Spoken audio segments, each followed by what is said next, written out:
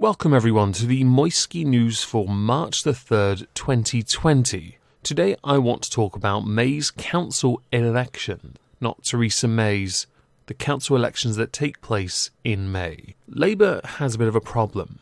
With that coming from a new leader, they're kind of having a bit of a struggle, with internal research suggesting that the party is facing one of its worst results in recent history in those council elections.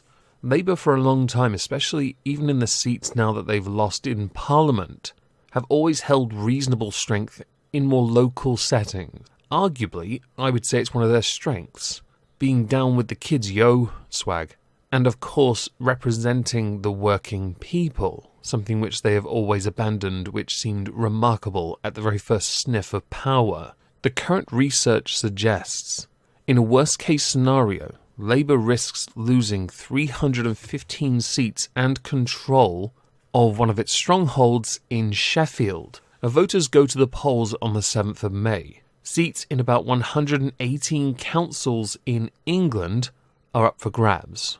Jeremy Corbyn's successor will be announced on the 4th of April, giving them just over a month to turn this around. Although, if Jeremy was smart, he'd start to do it now. Although he's busy now, and I'm sure he's prepping it for PMQs, railing on the government for not having a public inquiry into yesterday's video topic. He's going to obsess over it, and we all know it. And he'll probably mention Dominic Cummings, because he's the real Prime Minister. If Jeremy was smart, he would start to build and rebuild the party for the new leader to come in and build upon that foundation, to try and find a way to strengthen the seats of the councillors who are undoubtedly going to lose their spots. The research came as part of an internal document based on the Labour's targeting and analysis team. It says the party is facing one of our worst local election performances in recent history, and England should brace itself for the loss of hard-working councillors across the country, as if any other party doesn't have a hard-working councillor anyway. I mean, granted, in some of the more conservative areas, they're busy taste testing caviar, and of course getting their butler to go down to the dry cleaners to pick up their bowler hats for their cats. The document examines 3 different scenarios. These are based on varying polling methods and take into account Labour's general election performance. They suggest the so-called red wall is going to be breached so spectacularly by Conservatives in December's general election it will continue to crumble in some areas. In every scenario, Labour will lose Plymouth, Harlow, Amber Valley, West Lancashire. In 2 scenarios, Southampton would be lost, and in the worst-case scenario, the bastion of Sheffield, held by Labour for most of the last 75 years, would fall. In this scenario, Labour would lose control of another 9 councils, with 315 across England losing their seats.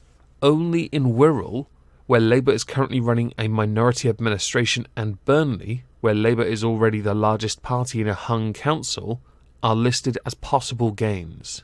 This impact assessment suggests that the situation could be even worse, as the party's polling hasn't taken into account the recent Conservative poll bounce, but adds that it cannot yet estimate the effect of a change of leadership on the election results.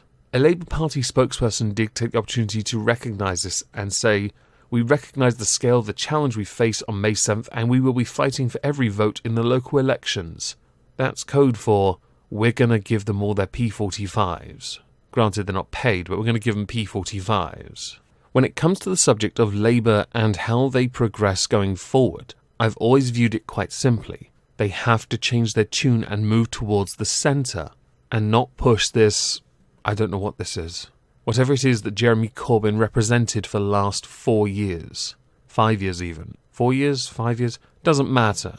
It was never good for the party. It got dangerous. Things didn't get solved. They were indecisive.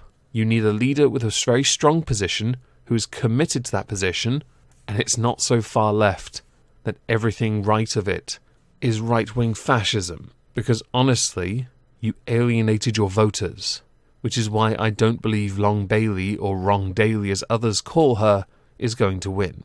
The continuity socialist, as she likes to call herself. It'll be either Nandi or Keir Starmer, and it'll be very interesting to see who wins and how they decide to try and fix the party, if they can at all fix it. They have a month when they take office to try and stop the horrific losses. But let's not forget here, when Boris Johnson was chosen as the new leader of the Conservatives, he suffered a mountain of losses before he was able to rebuild and push ahead with his head held high. The same could happen to whoever takes over from Jeremy Corbyn if they don't push the party further in a direction the party shouldn't be. With this all, I'm quite interested to know what you all think. Please do let me know in the comments down below.